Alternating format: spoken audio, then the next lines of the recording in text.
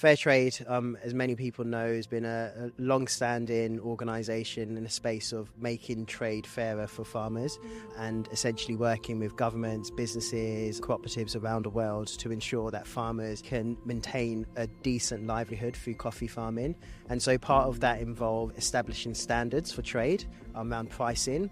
And then also, as I mentioned, advocacy work, but then also investing in programs that can be directed on the ground to support farmers in investing in their own farms, especially in light of the challenges we see today around climate change. So I guess that forms the bulk of the work Fairtrade does, essentially.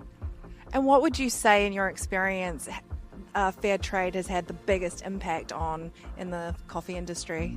I was at a session today and the moderator went around the room and was like, most of you have probably heard about Fairtrade. And first and foremost, I think in terms of our ability as an organisation, an international organisation, to really bring to the fore the issues that producers face, I would say it's probably one of Fairtrade's biggest impacts, right? Getting consumers, various different value chain stakeholders, businesses, governments to really take the issues that we're trying to put on the table seriously, and that is ensuring that farmers can earn enough and earn more than enough from coffee farming. So I would say that has a big impact, is really important. But also, if you take last year, for instance, the global fair trade movement generated nearly about over £170 million in premium.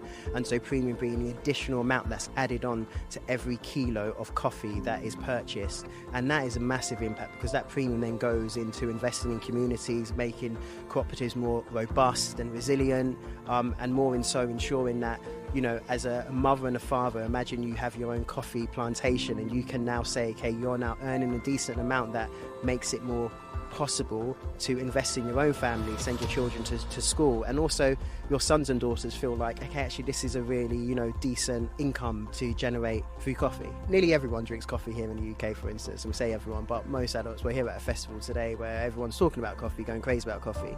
But if we're going to ensure that coffee is here for years to come, then we need to make sure that the communities in which we're sourcing coffee from are resilient, that they feel that they can continue to invest in the farms. And at the moment, there are real challenges which are making it really difficult for farmers to do that. And what can we do as the public, or people who just love coffee, do to help a social enterprise like Fairtrade?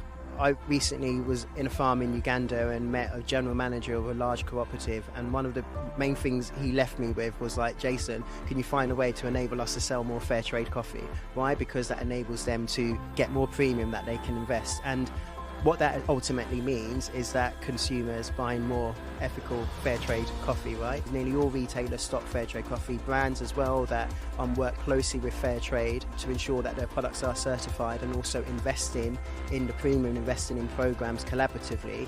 And as a consumer, one real simple thing you can do is search out fair trade coffee. Well, there you have it. Make sure that you buy coffee with the fair trade stamp on it.